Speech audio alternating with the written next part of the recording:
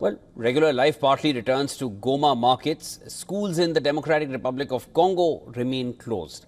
And this is happening days after it fell to the Rwanda-backed M23 armed group. The M23 took Goma, capital of North Kivu province, after intense fighting this week and has further pushed, vowing to march all the way to the capital, Kinshasa.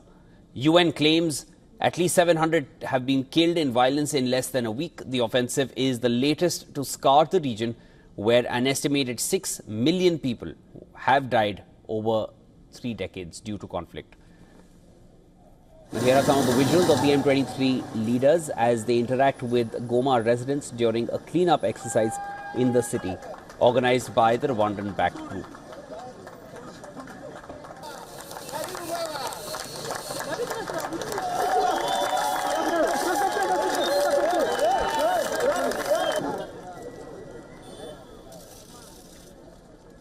The fighting has largely stopped in Goma. Banks remain shuttered and petrol stations are without gas, with the Congolese authorities reluctant to prioritize supplying the city, which is largely under Rwanda-backed M23's control. Goma's fall has rattled the continent, prompting international condemnation, fears of a humanitarian crisis, and warnings that the conflict could spiral into a wider conflagration affecting more countries. Meanwhile, a new military governor for North Kivu was sworn in the city of Beni, which was declared the new provincial capital for the fall of Goma. North Kivu's previous governor died last week after being shot near the front line. We hear rumors of war in Goma, and that's why we're afraid. We're buying stock to put in our houses, because we don't know how long the war will last, just to prevent it for a few days, as far as I can afford. Southern African leaders have pledged unwavering support to the Democratic Republic of Congo after advances by the Rwanda-backed M23 group. The South African grouping SADC has also called for crisis talks in Zimbabwe for leaders from Eastern and Southern African nations. This is to meet over the escalating conflict in the eastern part of Congo.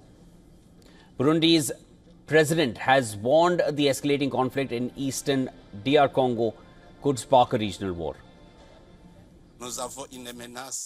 We have a threat in the region. It's not just Burundi. Tanzania, Uganda, Kenya, it's the whole region. It's a threat. If Eastern Congo has no peace, the region has no peace. UN has said that at least 700 people have been killed and 2,800 others have been injured. And this has happened since Sunday in intense fighting in Goma, the capital of Democratic Republic of Congo's North Kivu province. The UN has said that the situation in Goma continues to remain tense and volatile, but water and electricity has been restored. The conflict in the eastern part of the Democratic Republic of Congo has led to a surge in human rights violations, including the bombing of displaced people at sheltering camps.